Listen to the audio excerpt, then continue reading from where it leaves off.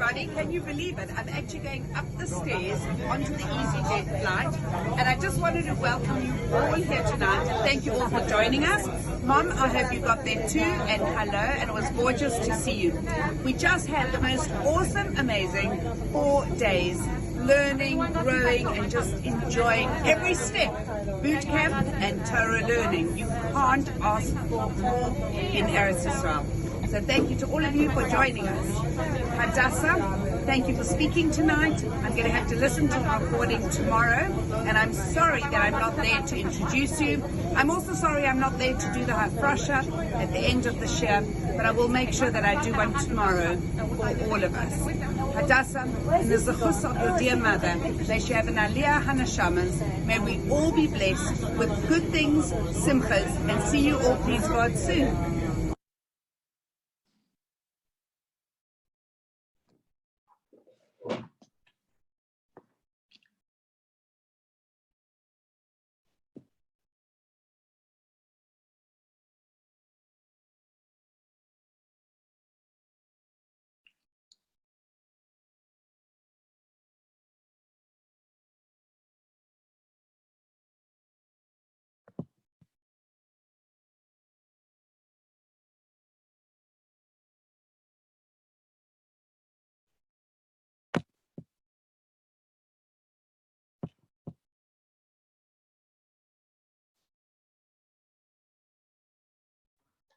Hi everyone. Thanks so much for coming. Can you all hear me okay? Yeah. Okay, great. 1 second, I'm just trying to get my screen in a way where I can see what's going on. Okay, that's 1 second. Okay, for some reason I haven't actually used Zoom in way too long.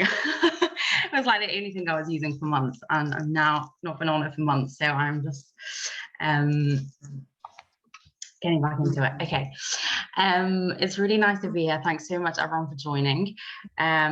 It's so nice as well to reconnect back to Seed. I actually worked at Seed with Joanne not so long ago, so it's really nice to reconnect again to Seed. It brings back some really warm memories and times. And tonight I just wanted to share a few ideas connected to this week's parasha, this week's Torah portion,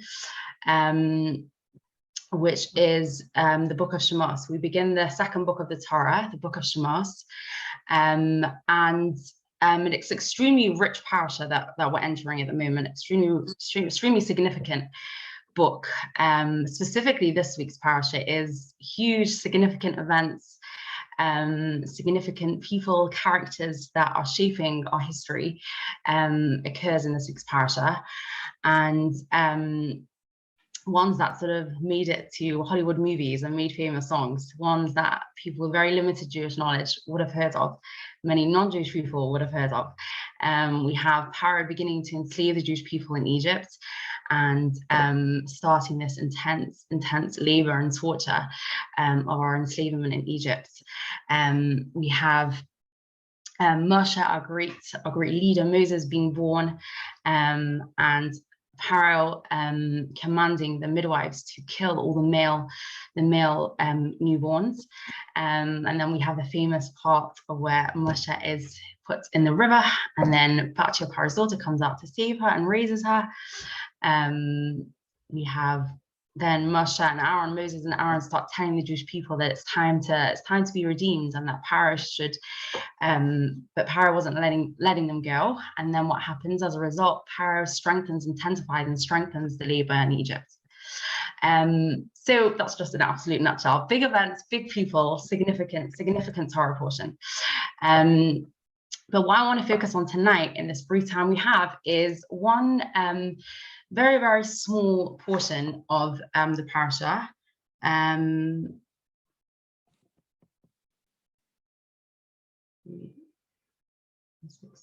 About 9 words, one pasuk, one verse in the parasha, which is about 9 or 10 words, which not many words attributed to it. It's sort of it's a part of the parasha that most of us have heard of, But the part that we're going to hone in is quite small, and maybe perhaps just in the Torah text itself, not that much is being told about it. But really, I think there's beautiful and powerful messages that us as Jewish women can really take and learn from it, which is what I want to speak about tonight. It's very interesting. About maybe 12 years ago or something, I was at a Shabbos table, and in the middle of the meal, it was Parshas Shemos, I think it was about 12 or 13 years ago, and we're in the middle of a Shabbos meal, and the father stopped us and said that he wanted to share some words of Torah in the middle of the meal. He wanted to speak a bit about that week's Torah portion, which was this one, Shemos. And he spoke about this pasuk that I want to speak about tonight. And that was the first time that I heard a little bit about this idea. And I remember all those years ago, it really spoke to me. It spoke to my heart very deeply. And every year when we come back to this Parashat Shemos, I think back of all those years ago, that Shabbos table, how much those words spoke to me. I think possibly even the wife of this husband might even be on the share tonight. I don't know if they'll remember it that long ago. And when I was later in STEM, a few years later, I kind of wanted to explore a bit more and did a project on it. And each year it touches me, I think, more each year. And I think particularly this year, even more, it's when I saw that Shemos was approaching a few weeks ago, I was kind of looking forward to it again, because it reminded me again of this piece of Torah that we'll share and that we'll speak about. And I think, like we'll go on to see, I think particularly it touched me this year because I wanted to dedicate this share and learning of my mother, who passed away a few months ago, Hannah Bas Eliyahu Simcha. And I think just a little bit at the end, I'll touch upon why I really think this message kind of connects to her and who she was. Okay, so let's short introduction. Let's go on, because there's lots to discuss. So the bit that we're going to be talking about is the bit where Pharaoh, the king of Egypt, he has a scheme and he commands the midwives to kill all the male newborns, all the Jewish male newborns. And what happened? These midwives, who were extremely righteous, they risked their lives because they disobeyed Pharaoh, the king of Egypt. And what did they do? They kept the babies alive. They kept the male babies alive. They didn't go according to what Pharaoh told them, which is an extremely bold, courageous act to do. And what I want to focus on is the pasuk, the verse that introduces the midwives, which is the pasuk Tesvav, pasuk 15, the first chapter of the parasha. And what does the pasuk say about the midwives? Vayama Melech Mitzrayim, the king of Egypt, said, Lam Yaladas Ha'evris, to the Hebrew midwives, Asher Shem Ha'achas Shifra, who the name of the first one was Shifra, the Shem Hashem is Pur, and the name of the second one was Pur. So the pasuk, the verse is telling us the names of these midwives. There were two of them, and they were called Shifra and Pur. Some of you may have heard of them, some may have not. And it's interesting because even though there's mention of them and a bit of their actions later on in the next few psukim, the names of Shifra and Pur aren't mentioned again in the Torah. This is the only mention of their name as Shifra and Pur. And on this pasuk, on pasuk Tesvav, Rashi tells us, some of you might have heard of this, that Rashi tells us Shifra zo Yechaved. Shifra was actually Yechaved. Who is Yechaved? Yechaved was Moshe, Moses' mother. And Rashi tells us that Pur, the second one, zo Miriam. Pur was Miriam. Miriam was the sister of Moshe, sister of Moses, Yechaved's daughter. What we're going to explore tonight is why the pasuk choose to refer to these midwives with the names of Shifra and Pur, very unique names that are not used anywhere else in the Torah.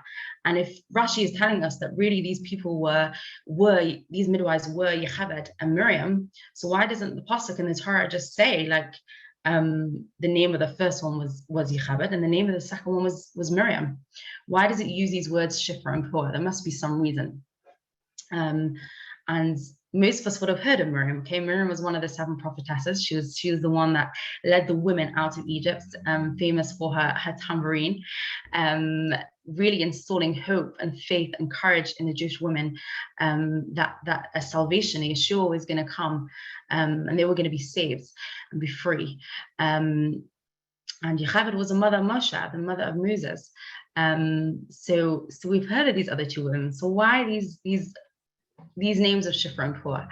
And that's what we're going to be exploring. We're going to just look at a brief overview, very, very tiny overview of like names and their significance in the eyes of Torah. What does a name actually mean in the Torah's eyes?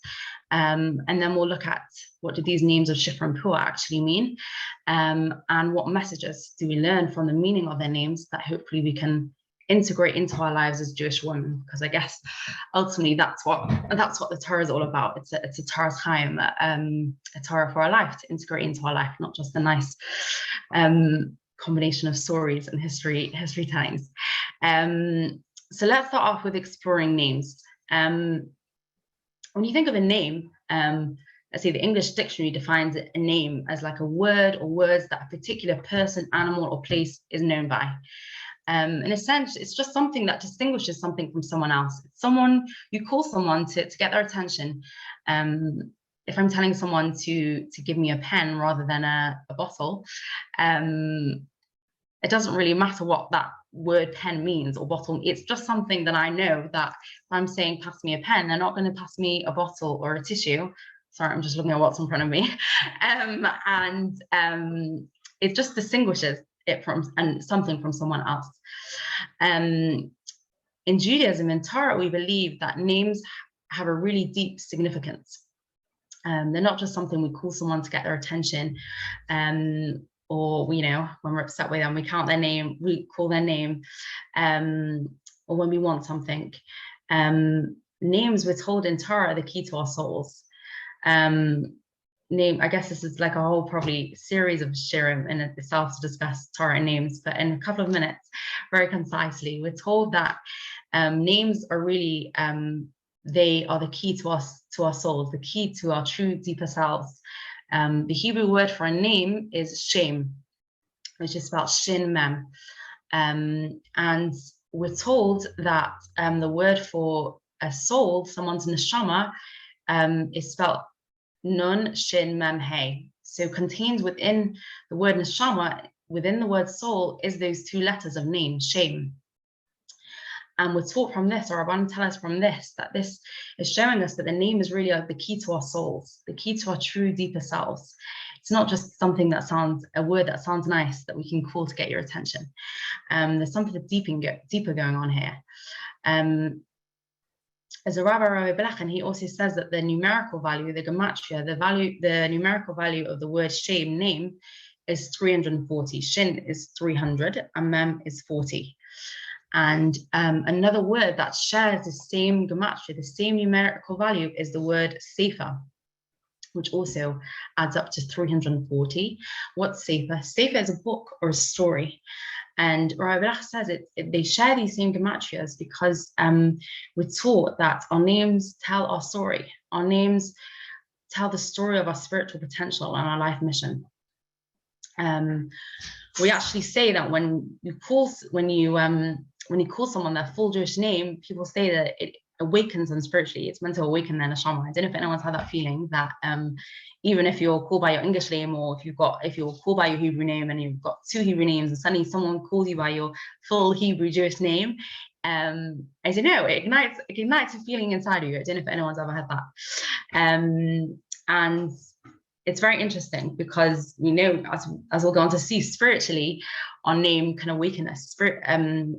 In a spiritual sense, can awaken our neshama when we hear it. But actually, I was reading recently that it also awakens us in a physiological sense. I was reading recently this research that was done on the brain, which kind of researched different brain patterns that occur on a study where the participants heard their own name, and then they also heard other names, random names that weren't their own name. And the study demonstrated that when the individuals of the study heard their own name, there was greater increased activity in certain regions of the brain. I think particularly it was like the left hemisphere, something like that. and compared to when they heard someone else's name. And as well, scientifically, they say that like the good feel-good hormones like dopamine are released into your brain when someone hears their own name, which is interesting, just an interesting fact, because we know this is the case spiritually, and it's interesting that it reflects also in this physical world as well, in a physical way in our bodies. I don't want to get too sidetracked with names. I could go on and on about it, but just another example we have with Abraham and Bereshit.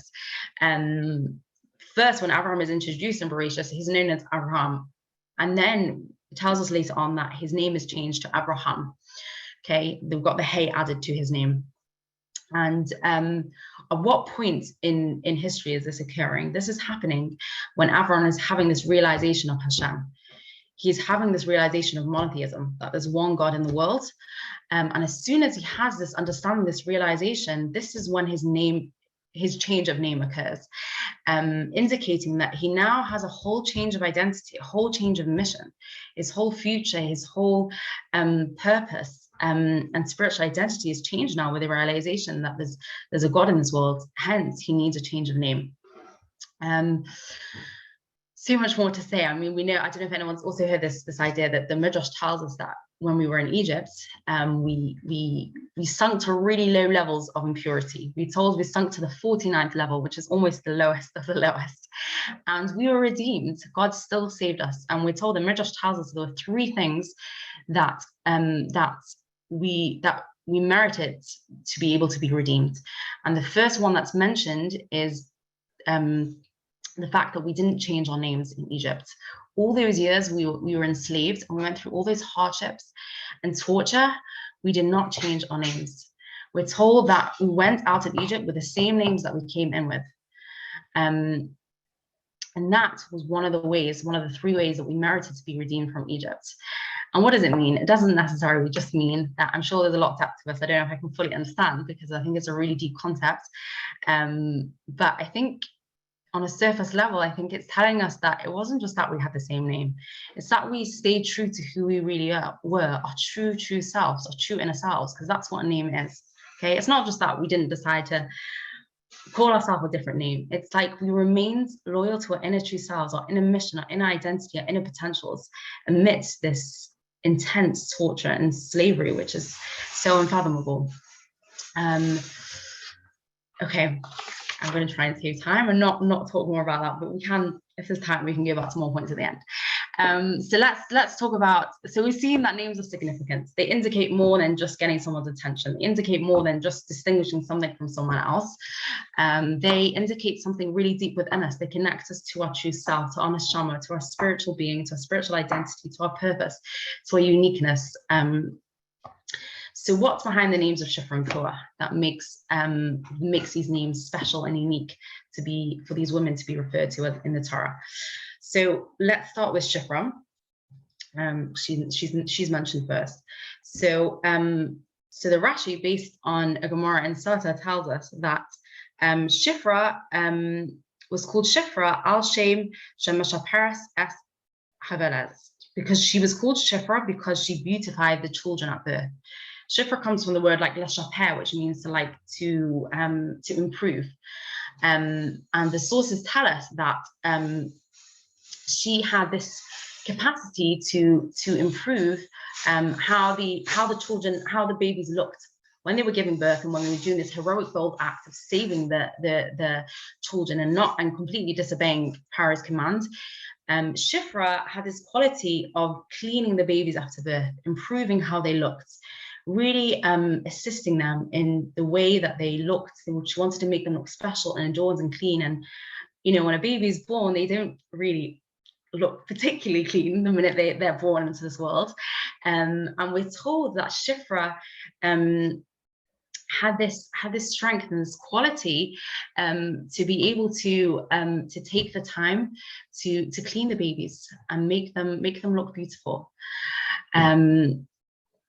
And let's go to Puah now. What Rashi can, again, based on a Gemara in Sota, Puah, what does the name Puah mean? We're told she was called Puah Kadarach Hanashim Hamesafios Tinok Habocha. because she cries and speaks and coos to the child in the way and manner of women who soothe a crying baby. We're told that pua comes from the root of like pua, which means like to coo. And the sources say that pua had a particular gift of speech in a couple of ways. We're told that she, Rashi tells us, yes, that she would, when the babies would start crying, she had this very, very calm, special way of soothing and calming down the babies.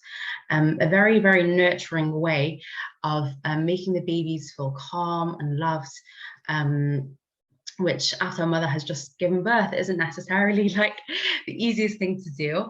And another source, Rabbeinu Hananel, says that she would actually, when the baby was leaving the mother's womb, Pua, the second midwife, she had this ability to whisper to the baby and kind of encourage the baby to come out. Almost, they compare it to almost like nowadays, like a midwife kind of encouraging, like whispering into the mother's ear, like it's time now, come on, push. But really, like it was kind of like Miriam, they say, had this strength to be able to whisper to the baby very, very calmly, and to help soothe it very soothingly and lovingly to help assist in this process. So it's very interesting because we've looked a tiny bit now what these names mean. We're told Shifra means l'shaper, to improve, to beautify, and we're told that the sources say she had this ability to, when she was helping to assist the Jewish women to give birth, not only was she keeping them alive, but she was making sure that they looked beautiful and were adorned, sorry, and that they were cleaned and looked nice and special and were really cared for after they were born. And we're told that Pua, again, amidst her incredible, courageous act of saving these babies, she had this particular gift of speech, of cooing and calming the babies, and whispering to them calmly, encouraging them encouraging the babies to come out, to kind of smoothen the birth process for the women, for the mothers. So when we kind of link this back to our question of why Shifra and Pua are referred to as these names in the Torah and not Miriam and Yocheved, which we're told they are also Miriam and Yocheved. There's a rabbi called Rabbi Yerucham Leibovitz, and he explains that this is exactly why the Torah is referring to them as Shifra and Pua and not Miriam and Yocheved here. Because like we just mentioned, briefly mentioned before, names aren't just a word that distinguishes someone to get their attention. In the Torah, when someone is referred to by a particular name, it's connoting to a specific quality that this person is carrying out this time, a quality that's defining, comprising that person at that particular time, what they're carrying out. And we're told, I think what we learn from this, or Relevitz is telling us, that Shifra and Pua were carrying out an extremely heroic act, which could have made billboards, you know? They were saving hundreds and hundreds and hundreds of lives. But yet, what does the Torah choose to refer to them as and define them as, and use their name, their defining spiritual quality, the ones that made them great, who they truly were, their essence, as Shifra and Pua, as these perhaps quote unquote smaller actions that they were doing amidst this big courageous act. And I think this is particularly touched me, and I think it's something that we can really learn and try and think of how we can apply in our lives, is that these great women who were on a level that was just incredibly admirable, it wasn't what their focus was not necessarily what they were doing. Yes, they were saving lives, but what the Torah highlights and choose to identify them as is their acts of kindness and love and nurturing that they did within these bigger acts. And it's really interesting because I was thinking, who would have seen these acts that they did, this pua, this cooing, and this shifra, this cleaning the baby afterwards? Probably not many people. The mothers might have, but I don't know if they're even going to remember when a mother's just giving birth. I don't know how alert or aware she is to what's going on around her. And yes, obviously Jewish people were still alive, so obviously like the Jewish people are going to know that other Jewish people are being saved. But who's going to know that like one of these women like decided to soften and coo and nurture and make a calming sound to the baby when she comes out, who's going to know that the other midwife really ensured and put in all her efforts to make sure this baby looked clean and was dignified after she was born? Probably not many people. It was a very unassuming act that was done very behind closed door in a very, very quiet, modest manner. Yet this was their defining quality. This was the thing that the Torah chooses them to be known by and represented by. There's a saying that says, in every action of a great person, one can find greatness, even in the smallest things. And I think that's what these women represent, Shifra and Pua.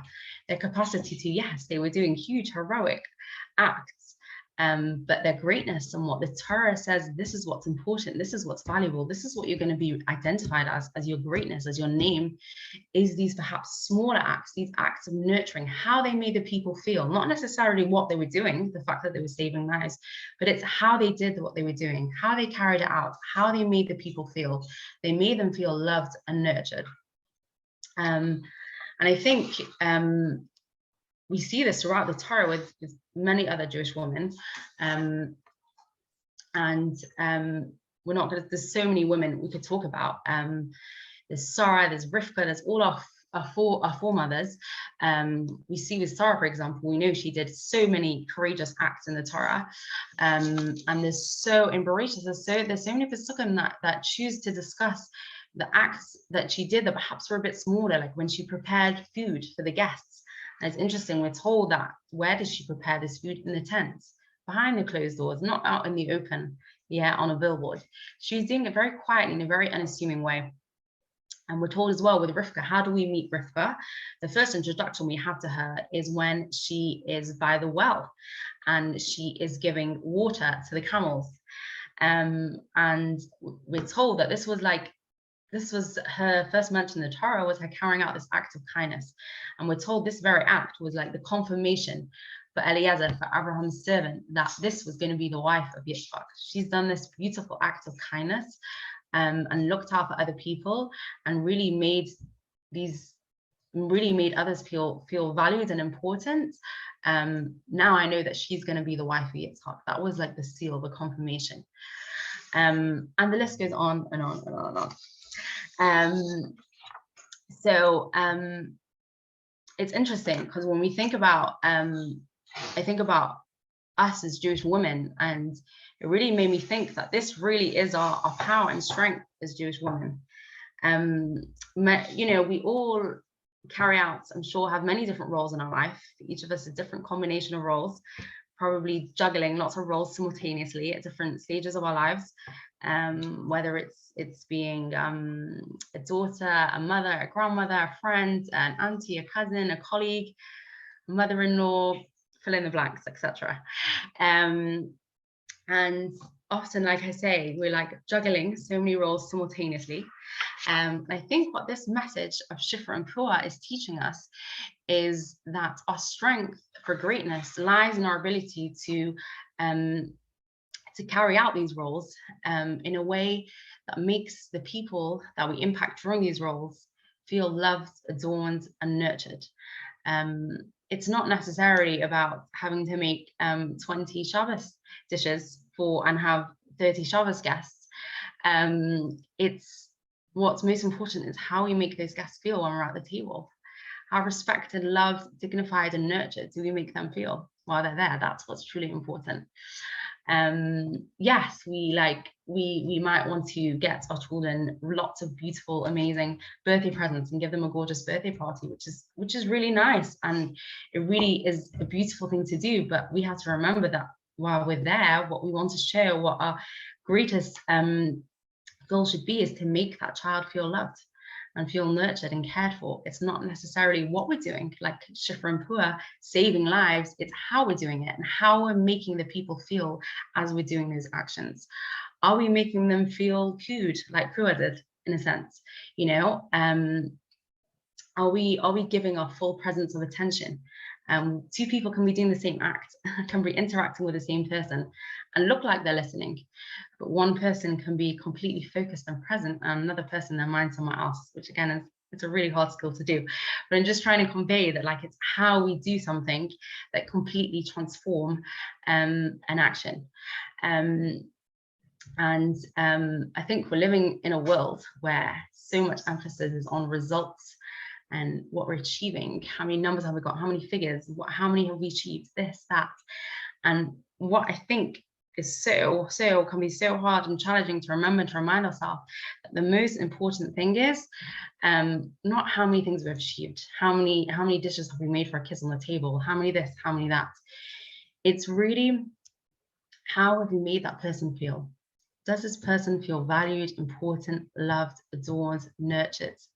That's what matters. That's why Shifra and Pura are called Shifra and Pura. Yes, they saved hundreds and hundreds of Jewish lives.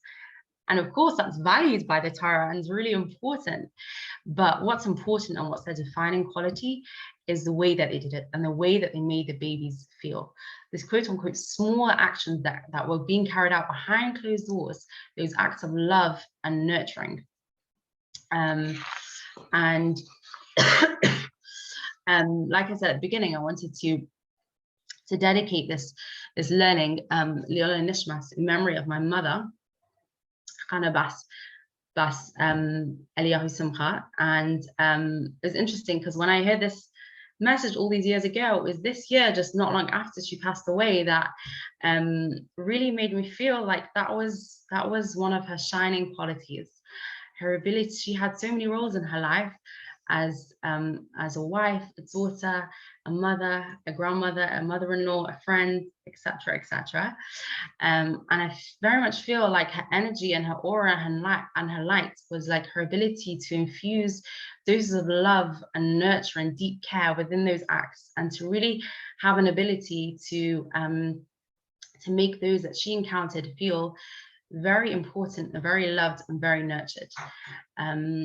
And it's very interesting because even before my mother passed away, people told me this, but at the Shiva and afterwards, many people said very similar things. And one of the things that stood out, which is very interesting because we discussed this at the beginning of this year, was that my mother had this ability to always remember people's names. There were many families that we were close to that were blessed to have big families, like 6, 7, 8 children. And they would always come up to me and say, like, your mother always remembered my name. She always remembered my siblings' names. She always remembered my children's name. It's a gift as well, I think, because not everyone has like a knack to remember names. But I think it's interesting what we were saying at the beginning, that like when we call someone by their name, it kind of awakens them spiritually and physically and gives them that sense of feeling really valued and important. And you can be giving that kid like 20 boxes of chocolate, but like calling them by their name really makes them feel special. Not 20 boxes of chocolates as well, I'm sure, very much but I just thought that was interesting as well. I'm going to stop there, but just something very, very short. I want to kind of condense. There's so much more to say, but I do have a tendency to go really over time. So I thought this time I'm going to try and condense it. And I finished a tiny bit early, which is like first.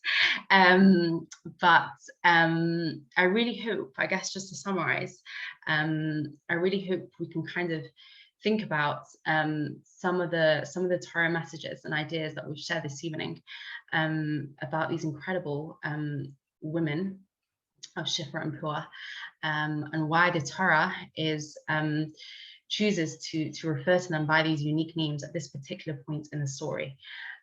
Because even though at this particular point, we said they were carrying out these huge heroic acts of saving Jewish life and ensuring the continuity of the Jewish people, what was significant, what was their name, what was their identity, their spiritual essence and that greatness at that time, was these acts that they were doing very, very quietly and unassumingly.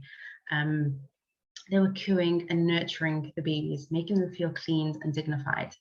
It was these really beautiful, caring acts that was the key to their greatness. I wanted to just say something else and it completely slipped my mind. Yes, that was it. I was thinking about what perhaps can we do to kind of take this away to ourselves and integrate it into our own lives. And perhaps something that I just thought of is maybe to just take a moment, if we all have like a couple of minutes after the share, is to to think about the roles that each of us as a person assume in our own lives. Each of us take a moment for ourselves and think, what are the roles that I carry out in my life right now? There could be several. There might be one particular one that comes to your mind. And to think about one, and think about this role that I have at this particular stage and point in my life, in this present moment. Who am I impacting through this role? And not how can I do more in this role? Not what more can I do? It's how can I make the people that I'm impacting in this role feel that little bit more loved and that little bit more nurtured. I think we as women, we have this innate strength to make those feel nurtured and loved, but our capacity for it is so great. And I think hopefully this parish is teaching us that that really is the key to our greatness. So perhaps if you wish after the share to please, I will try myself to do the same, to take a moment and think of one particular role in your life that you would like to be able to imbue that touch bit more way of making the people that you impact in that role feel loved, adorned, and nurtured. And hopefully, the small steps that we take will be able to impact the Jewish people in so many ways, more ways than we think. So I guess I just want to end by giving us all a bracha that we should, each in our own way, with where we are right now in our lives, be able to have divine assistance from Hashem to be able to grow in our capacity to love and care for those around us, and to really make them feel loved and adorned, and that we should also be blessed to feel loved and nurtured and blessed and cared for by those around us. And yes, hopefully greatness will come from it all. So yeah, thank you so much. I really I always feel like it's such a treat to learn with a group of Jewish women. It always gives me such a beautiful feeling inside. So thank you so much, everyone, for coming and joining. And hopefully the learning should, like I say, be an aliyah for the neshama of my mother. And yeah, everyone should have a really good Shabbos, and all the best. Hope you'll see you soon. Thank you so much. Thank you, Hadassah. Thank you. Beautiful. Million.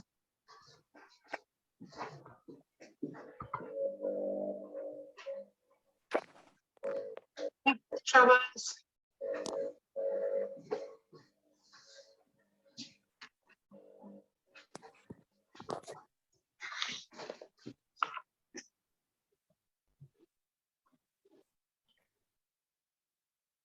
Hello everybody, can you believe it? I'm actually going up the stairs onto the EasyJet flight, and I just wanted to welcome you all here tonight and thank you all for joining us. Mom, I hope you got there too, and hello, and it was gorgeous to see you. We just had the most awesome, amazing 4 days learning, growing, and just enjoying every step. Boot camp and Torah learning. You can't ask for more in Eretz Yisrael. So thank you to all of you for joining us. Hadassah, thank you for speaking tonight. I'm going to have to listen to the recording tomorrow, and I'm sorry that I'm not there to introduce you. I'm also sorry I'm not there to do the hafrasha at the end of the shir, but I will make sure that I do one tomorrow for all of us. Hadassah, in the zechus of your dear mother, they shall have an aliyah hanashamas. May we all be blessed with good things, simchas, and see you all, please God, soon.